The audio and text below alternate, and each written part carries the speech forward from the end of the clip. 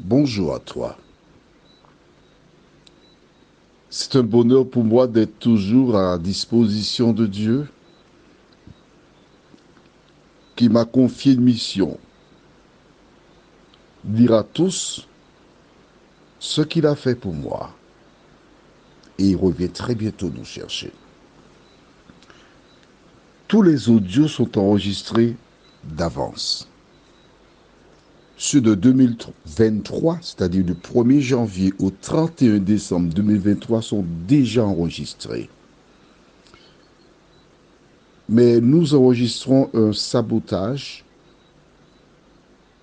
où les audios sont coupés. C'est le deuxième. Donc je reprends ce jour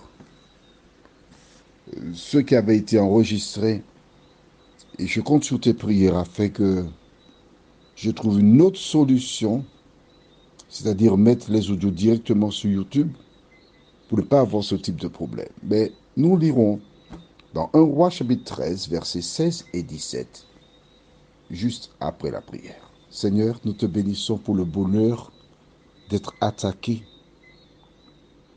car ces audios font mal à l'ennemi. Mais nous te remercions pour la solution que tu nous as déjà donnée. Que le Saint-Esprit nous éclaire et nous dirige dans toute la vérité. Au nom de Jésus et pour ta gloire éternelle. Amen. Lisons dans 1 Roi chapitre 13, versets 16 et 17. Mais il répondit, je ne puis ni retourner avec toi, ni entrer chez toi. Je ne mangerai point de pain, je ne boirai point d'eau avec toi en ce lieu-ci. Car il m'a été dit par la parole de l'Éternel, tu n'y mangeras point de pain, et tu n'y boiras point d'eau, et tu ne prendras pas à ton retour le chemin par lequel tu seras allé.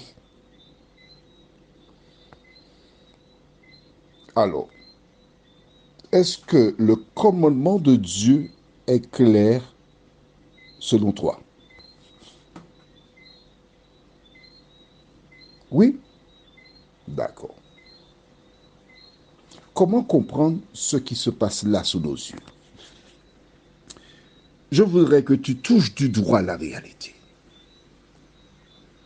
Nous ne pouvons pas avancer sans comprendre que ceci,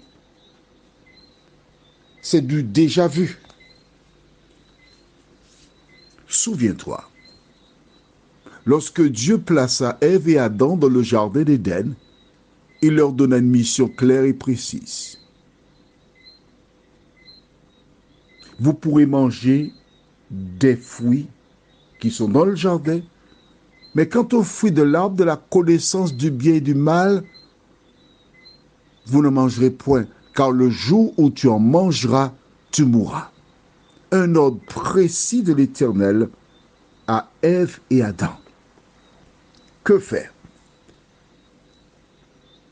Mon ami, toi qui m'écoutes en ce matin,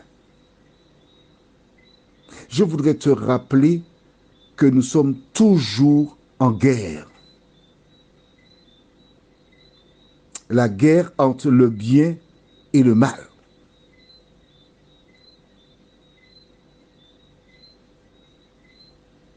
Cet homme qui vint, de qui s'agit-il?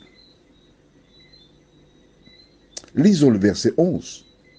Or, il y avait un vieux prophète qui demeurait à Béthel. Ses fils vinrent lui raconter toutes les choses que l'homme de Dieu avait faites à Béthel ce jour-là, et les paroles qu'il avait dites au roi.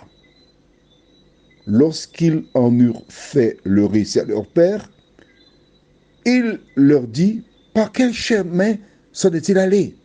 Ses fils avaient vu par quel chemin s'en était allé l'homme de Dieu qui était venu de Juda. Et il dit à ses fils, scellez-moi l'âne. Ils lui scellèrent l'âne et il monta dessus. il alla après l'homme de Dieu et il le trouva assis sous un térébinthe. Il lui dit, « Es-tu l'homme de Dieu qui est venu de Juda ?»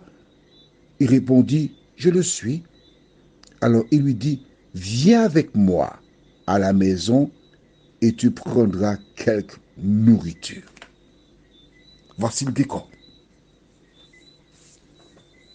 Un vieux prophète. Un vieux prophète de l'Éternel qui est venu, qui dit à son collègue, viens avec moi. Un vieux prophète qui vient détourner l'homme de l'ordre que Dieu lui a donné. Que fera-t-il? Vois-tu, il est fondamental pour toi de comprendre que ta sécurité est en jeu. Fondamental pour toi de comprendre qu'il ne faut pas te fier aux hommes, quels qu'ils soient, mais seulement à l'Éternel des armées. Un prophète de l'Éternel qui vient me donner un ordre contraire, je ne dirais pas un ordre, mais une suggestion contraire à un ordre reçu de Dieu, que faire? Aujourd'hui, tu te trouves dans une communauté quelconque, recevant un enseignement de dirigeants spirituels, des personnes qui parlent au nom de Dieu. Que fais-tu? Tu te contentes d'écouter, d'accepter et de dire Amen? Ou fais-tu comme les Béréens?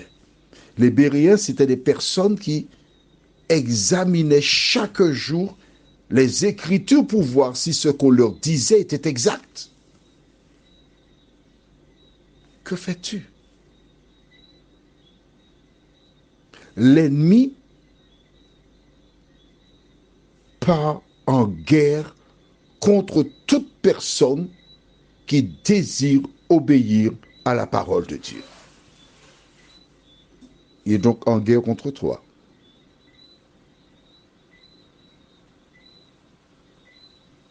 Il désire ta perte.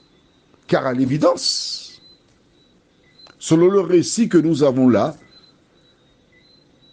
ce vieux prophète n'a pas reçu d'éducation de Dieu. On est d'accord? La deuxième chose importante, tu dois savoir que dans Malachie 3, verset 6, la Bible déclare « Car je suis l'Éternel, je ne change pas. »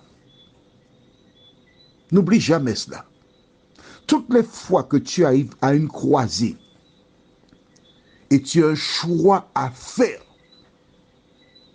ton réflexe doit être le suivant. Que dit la Bible?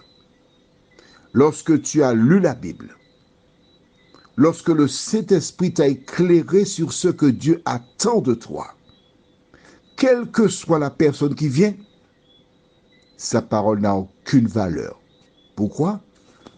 Alors, écris dans ton cahier Matthieu 7, versets 21 à 23. Matthieu 7, versets 21 à 23. Je te le cite. Jésus un jour déclara, « Ceux qui me disent Seigneur, Seigneur, n'entreront pas tous dans le royaume des cieux, mais c'est celui-là seul qui fait la volonté de mon Père qui est dans les cieux. » Plusieurs me diront ce jour-là, « Mais Seigneur, Seigneur, n'avons-nous pas prophétisé par ton nom? N'avons-nous pas chassé des démons par ton nom? Et n'avons-nous pas fait beaucoup de miracles par ton nom? »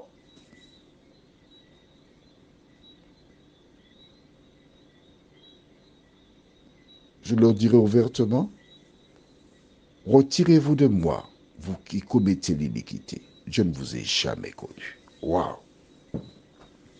Waouh! C'est écrit dans la Bible. Tu l'as vu? D'où la nécessité pour toi de ne pas te fier aux hommes, car c'est celui-là seul qui fait la volonté de mon Père qui est dans les cieux, qui héritera la vie éternelle. Prions. Notre Seigneur et notre Dieu, comme Ève, ce prophète vient proposer le contraire de la parole de Dieu à cet homme. Merci, ô Éternel, de nous rappeler qu'aussi longtemps que nous sommes vivants, nous recevons des propositions contraires à ce que dit la parole. Mais merci de nous donner la force de résister.